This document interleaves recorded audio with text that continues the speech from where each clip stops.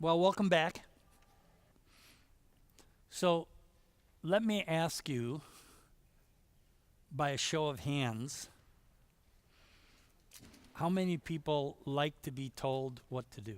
Raise your hand. No, you're not telling the truth. Nobody raised their hand? Nobody likes to be told what to do? Why not? What happens to you when somebody tells you what to do, particularly if it's something you don't want to do? What's the response? You do the opposite? Well, this is the answer. I always give a book for that answer because it's the answer. Here, I'll sign it for you later if you like. Yeah, my pleasure. That's the answer. Not that it's the right answer, but it's the answer I'm looking for. What else happens? What do you feel when somebody tells you what to do, other than just saying whatever you say, and then doing the opposite? What do you feel? Belittled?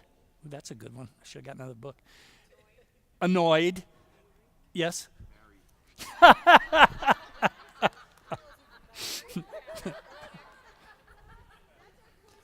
Damn good thing my wife isn't here.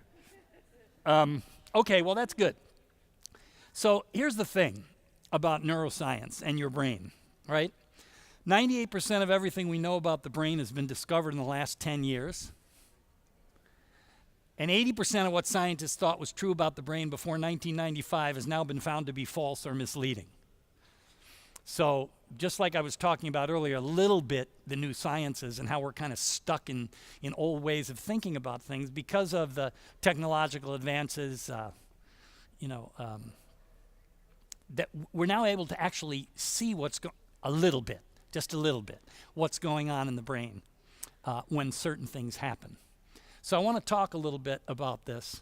It's kind of a weird way to start this talk off, but I don't know. I've been involved in this stop using incentive things for 20 years now. I wrote articles about it 15, 17 years ago in major health promotion journals, which they didn't want to publish, and they did anyway after I fought with them. So I've been fighting this fight for a long time now, and it's one of my real areas of interest. And so the way I thought I would go about it today is talk a little bit about the latest brain research on this from an organizational as well as a personal standpoint. And then I'll go through some of the research that's incredibly varied all over the place that all says the same thing. And this is why I get in trouble on LinkedIn all the time, because somebody's saying they have this incentive program that worked. And I'm saying, do you have any research to back that up? And they say no. I say, is there any research that's been published in the last 30 years that backs this up? They say no. And I say, then how can you say it works? And then they call me names. So anyway, let's talk. So four parts of the brain that we want to talk about just a little bit. The first is the prefrontal cortex. This is the newest area of the brain, and it's the area of the brain that separates us from the rest of the animals, although some of the apes have it as well, but not as developed as we do. And it's where our thinking comes from. It's where our creativity, our cognition, this is where it comes from. It's again, very advanced, but it also tires very easily. Very easily. Okay. The basal ganglia, group of neurons, lower in the brain, much older area of the brain. And this is the area of the brain that makes it possible for us to go through the day without having to think about everything we do, because the patterns and so forth are stored there. I mean, the best example is riding a bike. If you don't ride a bike for 6 months, you don't have to get on the bike and go, okay, well, I have to bounce, and I have to push this thing with this thing. And you don't have to do that because the patterns are in there. The patterns of how things are at the workplace, just how it goes at the workplace. They're all stored in the basal ganglia. Okay.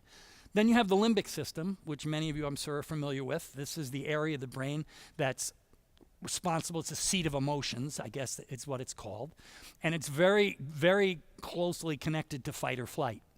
So when you're fearful, when you walk out of the cave and there's a saber-toothed tiger there, the limbic system stimulates the fight or flight, and then you run or you fight or whatever. Otherwise, you're dinner.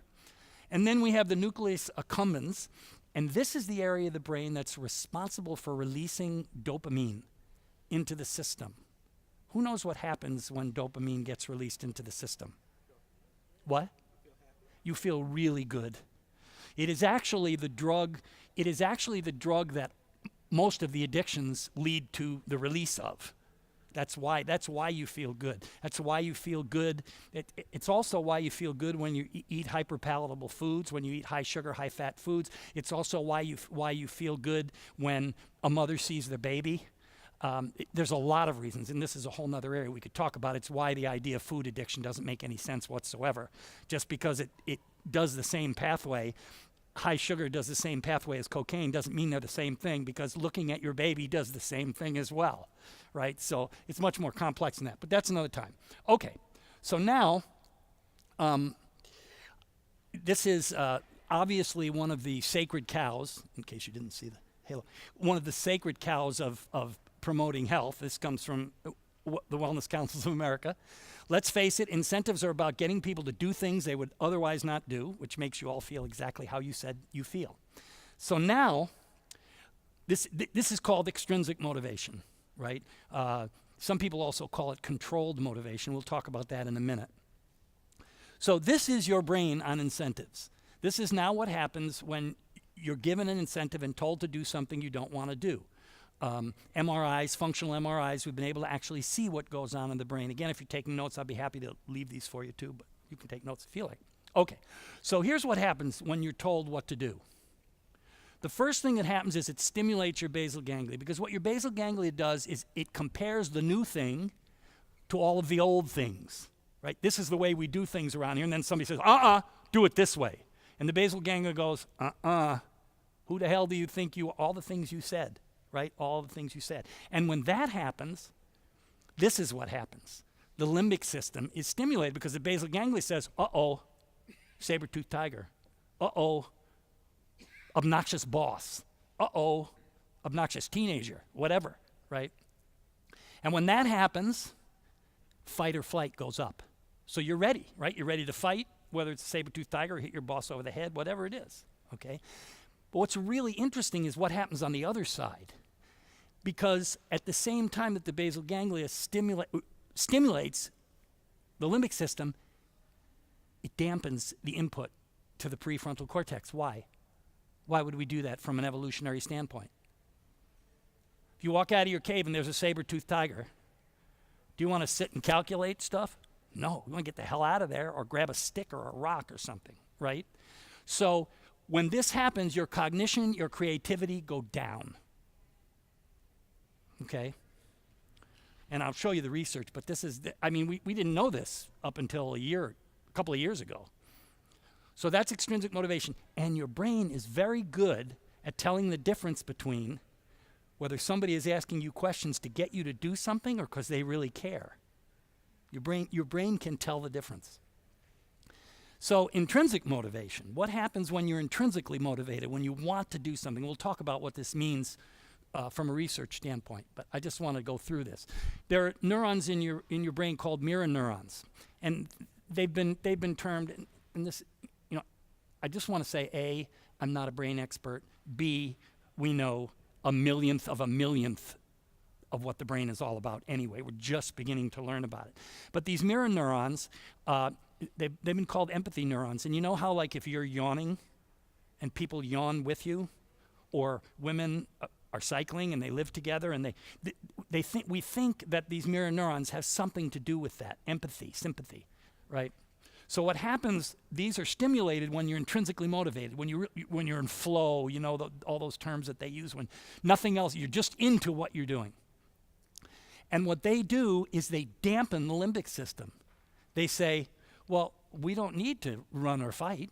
That's not what this is about. But what we do need is to think. And so they stimulate the prefrontal cortex. And that's where cognition and creativity come. So again, if you're thinking about your employees, people that work, what do you want the end result to be, right? This is what you want the end result to be, right? And there's an added benefit. Because when people are intrinsically motivated, the nucleus accumbens is stimulated, and it releases dopamine.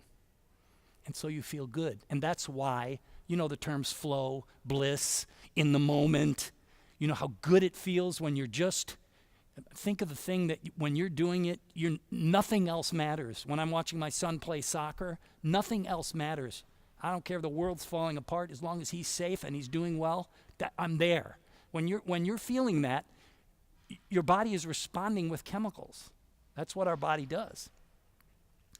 So some of this comes from a book called Management Rewired, Why Feedback Doesn't Work and Other Surprising Lessons from the Latest Brain Science. It's a fascinating book, and he talks about this in terms of managers. He says the nucleus accumbens releases its dopamine when we're engaged in the work that leads to the accomplishment of our goals, not when we accomplish the goals. And this, of course, reverses everything we thought. Well, you get the goal and then, you're all excited. No, but it's while you're doing it, if you're doing it intrinsically, from an intrinsic motivation standpoint. It's the work itself that is rewarding. So he talks about managing upside down. He says, for managers, instead of telling employees what to do, the manager should ask. Instead of handing objectives to the employee, the manager should ask the employee to set them. Giving employees feedback on their performance, the manager should ask them how they think they are doing. And instead of telling employees how to fix a problem, the manager should ask them what they think they should do to fix it. And this, of course, we talked about autonomy, right? This is autonomy enforcing. And there are many companies that are doing this. We'll talk about some of them. So let's talk for a minute about the stuckness in terms of motivation. I talked about distinguishing evidence from belief before, and this is one area, again, where we're just doing it because we've always done it that way. So we have two kinds of motivation, right? Just go through it quickly. Extrinsic is doing something due to pressure or tangible rewards rather than for the fun or interest of it because someone is trying to get you to do it, also called controlled. And that's the carrot and the fork, I guess, in this case, or stick. Intrinsic is doing something because it provides spontaneous satisfaction, doing it because you want to do it, autonomous motivation. So here's one of the famous studies, okay? It's called the candle problem. So here you have candle, tax, blah, blah, blah. And the question is, or the challenge is, the problem is, attach the candle to the wall so that the wax doesn't drip on the table. How would you do it? Say? Move the table? Well, but you have to, but what would you do with the candle? How would you attach it? Melt the one side of it. What? Melt the wax and then stick it to the wall. With matches. And then, And then light up the so here's the point. Well, those are interesting. I never had anybody say move the table, but I'm really not used to this clicker. Here's the answer. You take the tacks out, attach the box to the wall, right? So here's the point, right? This is called the effects of a reward on a conceptual challenge. So one group was told they were being timed to establish norms for how long this takes. There was no incentive. They just said, let's see, they told a bunch of people, do this, and we'll see how long it generally takes. The other group was offered incentives. If their time was in the top 25%, it was $5. If they had the fastest time, it was $20. This was back in 1962, so it was worth a little bit more money then. The incentivized group took 3.5 minutes longer to do the task than the non-incentivized group. And what's fascinating is if you do the experiment differently and you originally give them the box with the tacks out of the box, then the incentivized group does better because there's no thinking involved. There's no creativity involved. Okay? They say in the article, they say, boy, an incentive designed to clarify thinking and sharpen creativity ended up clouding thinking and dulling creativity. Read this again because you're going to hear it over and over and over again in all kinds of different situations. This is what extrinsic motivation does. In pop psychology, we call this do this and you'll get that. Of course, there's the other one, which is don't do this and you'll get that. That's the stick, which we'll talk about also. Has anybody read this book, Drive? If you're interested in motivation, you should get this book, especially if you're interested in motivation with respect to companies, organizations. Daniel Pink, he says, this is one of the most robust findings in social science and also one of the most ignored. So where does this all come from? We'll do some other research, but where does this all come from? In order to understand this whole thing, you have to go back to this term behaviorism. When you think behaviorism, you think B.F. Skinner, although he wasn't the first. But behaviorism, the central tenet of behaviorism, that thoughts, feelings, and intentions, mental processes all do not determine what we do. We are biological machines, do not consciously act, we rather react to stimuli. And this is what the behavioralists believed. We were basically automatons, right? So this is the famous Skinner box, from which all of the incentives that all of you are using come from. This research. He did no research on human beings, only rodents and pigeons. Okay? He said, there's no place in the scientific analysis of behavior for a mind or a self. And that's because he was working with rodents and pigeons who don't have much of a self. They do have somewhat of a mind, or at least a brain. I don't know for sure. It was all based on the principle of reinforcement, right? And the principle of reinforcement says behaviors that are followed by rewards are likely to be repeated. So if the phone rings, pick it up. And the reason you pick it up is because you assume somebody's going to be on the other side. You're hoping it's not a telemarketer, but perhaps it won't be. Now, if you pick that up many, many times in a row and nobody was on the end of it, you would eventually stop picking it up because there would be no reason to pick it up. What's interesting about behaviorism is that you think of an elevator, right? And if you push the elevator and the elevator doesn't come, and then you push it again and it doesn't come, then what do? Right, like this? And actually all of his experiments are the same way. So once you take the reinforcement away, the behavior actually goes up a little bit and then it goes down. Anyway, so he believed human beings have no free will whatsoever. All human actions are repertoires of behaviors that can be fully explained by the environmental consequences that follow him. Now with the phone thing, it's pretty easy to see. But how about being in love? What about that? Well, this is what he says.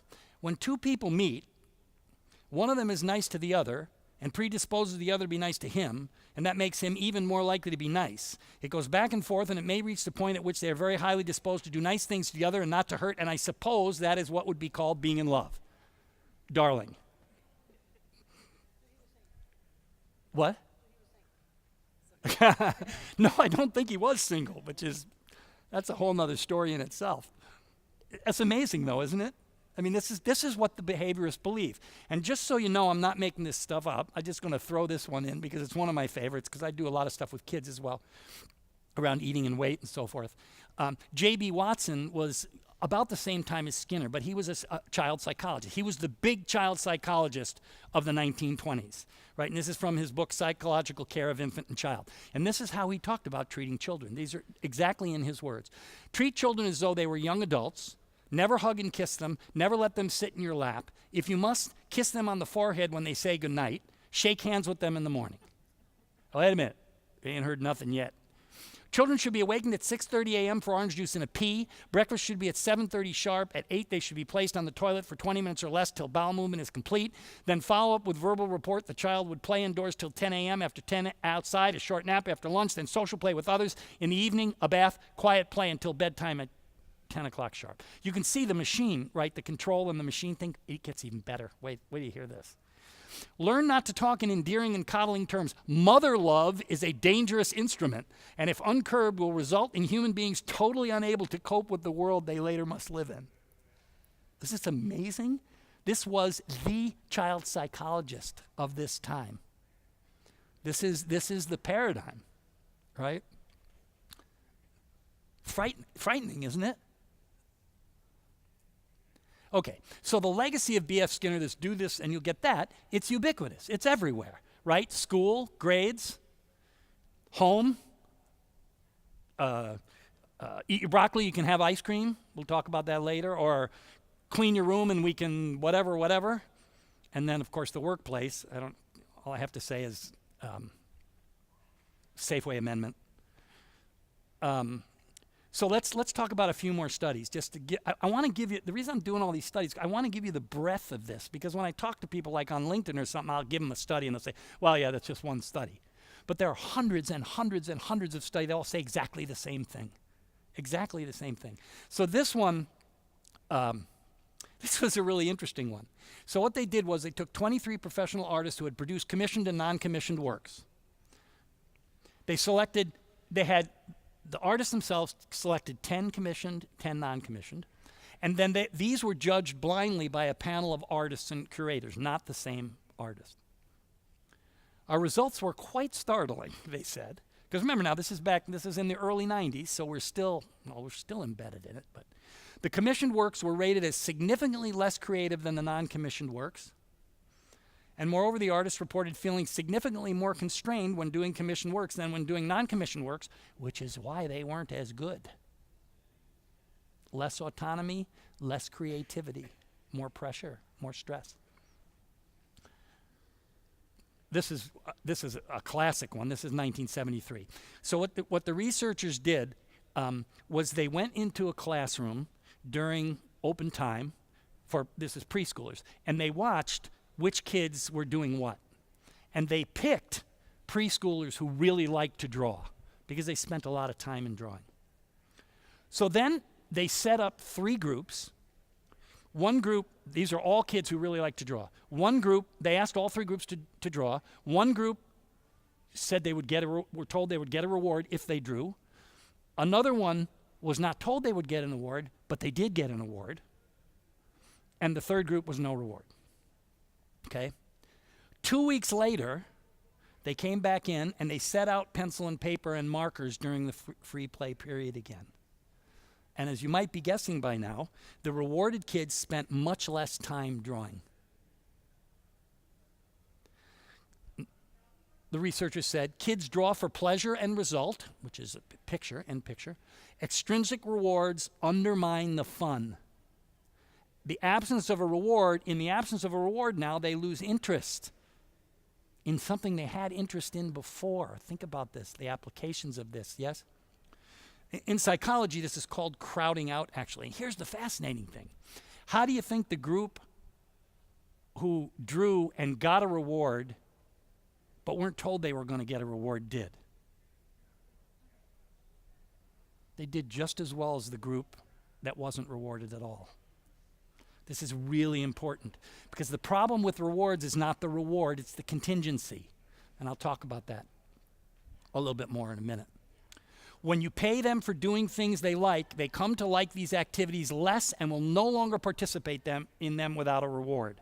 And again, this is the same finding. You're going to hear it over and over again. So here's a couple of recent ones we've done, right? Children offered rewards. You've heard about this, right? If they read a lot of books, they get pizza, right? What do you think the outcome is? Will they read more books? What'd you say? Obesity. No. What happens when you do this to children? Do they read more books?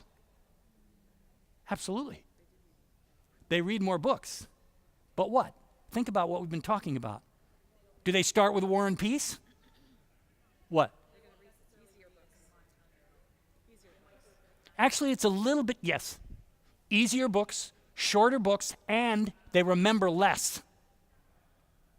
Right? Read easier books and remember less. Well, I mean, think about it. Let's say somebody said to us, and let's not use pizza. Let's use something, I don't know, whatever it is you really like. And somebody told you, well, if you read 15 books in the next month, you can have this. You wouldn't start with War and Peace in the Bible, right? You'd probably, the Cat in the Hat comes back, and I don't know why would you? And then children rewarded with ice cream for eating broccoli, which is something I'm sure nobody in here has ever done. Finish your, what happens in this case, do you think? They show a decreased preference for broccoli. It's called the, overjustification effect in psychology, which means, in kids' talk, if mom has to bribe me to eat this, it must be yucky. Okay? And there's a reference for this there. You can look, all of these have references on them. This is just a review study from Edward Deci, who is the guru in motivation. I'll talk more about him a little bit. This was just a study they did in 1999. The reason I'm doing all this range, again, is just to show you that we've had this information for decades. 1999, well, it's not a decade, but it's almost a decade. This was a review of 3 decades before that of studies: families, schools, businesses, athletic teams.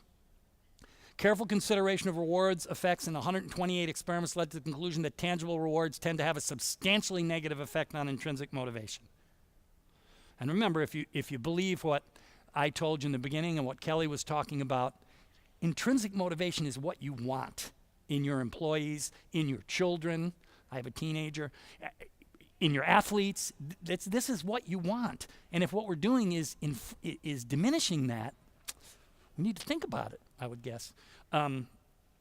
This is one of my favorite books. This was before Alfie Kohn, actually. He used some of this stuff here, but before Daniel Pink. Rewarding people in this manner retards learning, suppresses creativity, inhibits productivity, and reduces intrinsic motivation. Again, scores and scores of studies in here that you can also read about. This one is just fascinating. So, in the mid-1990s, the Swiss government held a referendum to ask citizens if they would be willing to accept a nuclear waste dump in their community. So they sent some social psychologists out to do interviews with people. And in Switzerland, the populace is very well informed, very educated. They know that there's a lot of danger in putting these things in your community, and so on and so forth. And they were asked, for the good of the country, would you be willing to have this in your, even with all the risk, would you be willing to have this in your backyard?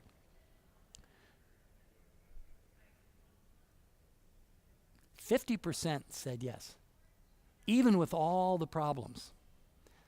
So then the researchers went back, and this time they offered an incentive to try to increase the percentage. They offered a substantial reward, 6 weeks' salary, average salary every year, if you would be willing to put the dump in your backyard. You want to guess what happened? Probably can guess by now. Half the people now said yes. Only 25%. Anybody want to guess why? This is a different aspect. I'll summarize all these later on, but this is a different aspect of what rewards do. Want to take a guess? Why would only half the people now? Yeah. Oh, yes. Yeah. And it becomes, yeah, go ahead.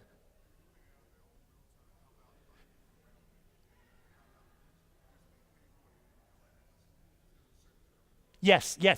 So it becomes a transaction rather than a community effort. And the transaction is, for that much money, do I want that crap in my backyard? No. There's no amount of money that would make me put that stuff in my backyard. And so it cut things in half. Cash diminished the motive to be a good citizen.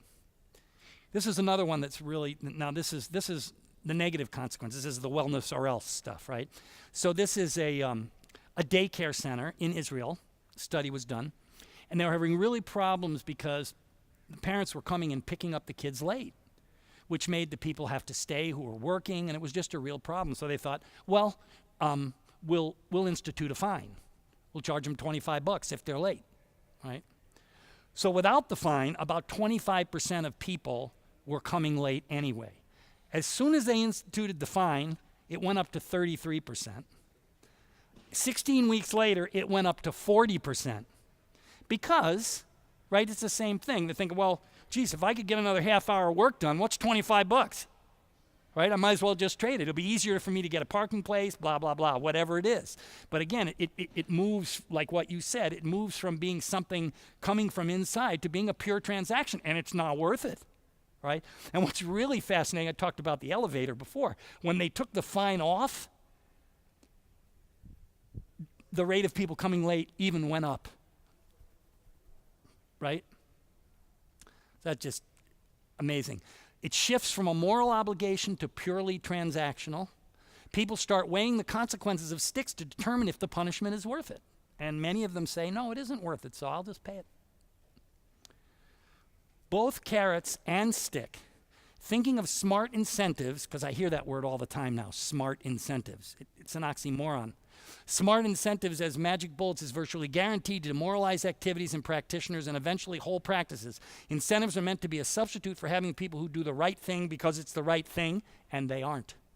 They aren't a substitute for that. So I thought I'd throw one from the health, and there are many, many, many with weight loss and smoking cessation and everything. I thought I'd throw one of those in just to make sure we're covering all the bases. This was a smoking cessation program.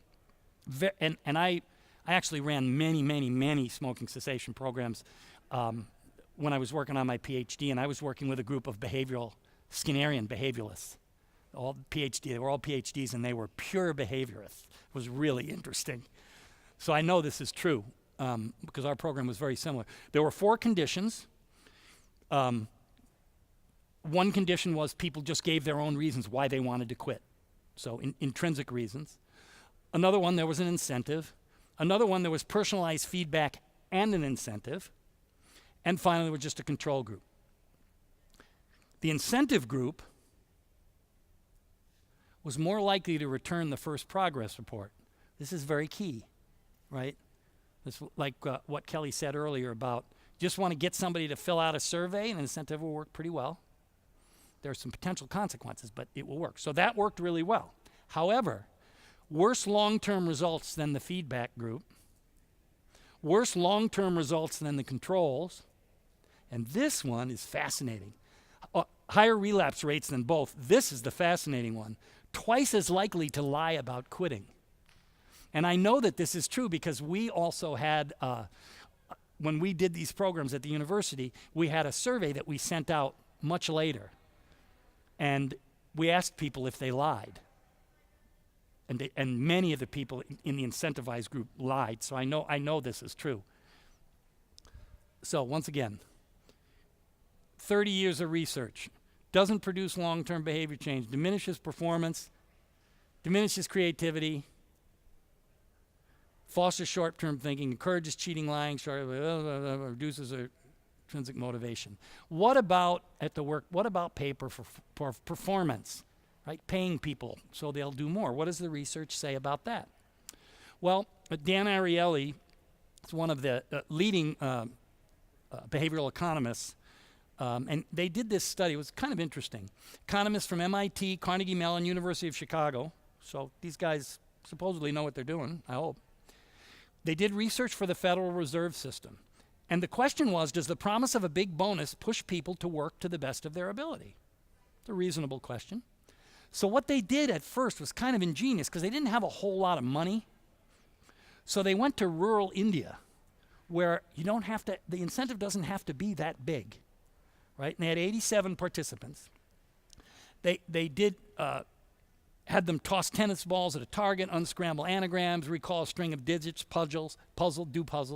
And they had 3 levels of rewards: a small, 1 day's pay, medium, 2 weeks' pay, large. So $50 is 5 months' pay. So you can really get away with not having a whole big budget to do this research, right?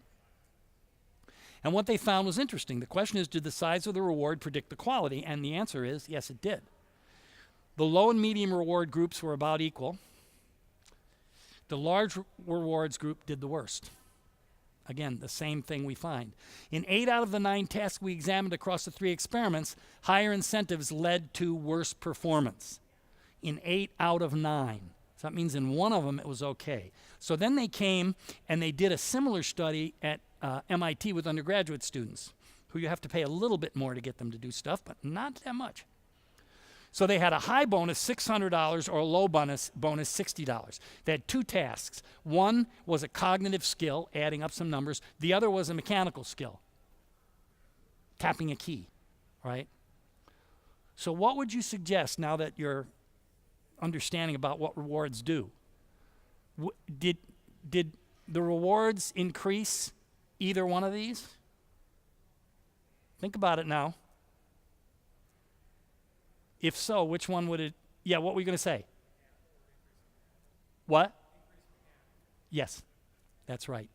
As long as the task involved only mechanical skill, bonuses worked. But when we included a task that involved even rudimentary cognitive skill, any sort of thinking, blah, blah, blah, the offer of a bonus led to poor performance. Again, the same thing over and over again. This is just a review article from the London School of Economics, review of 51 studies of corporate pay for performance. We find the financial incentives may indeed reduce intrinsic motivation and can result in a negative impact on overall performance. Now, when I talk about this on LinkedIn, yeah, maybe you're going to say it. That would be even better. Would these studies pay them more depending upon if the performance was higher, they would get paid more? Yes. So if I did better on the test, I got more money. If I got Yes. Yes.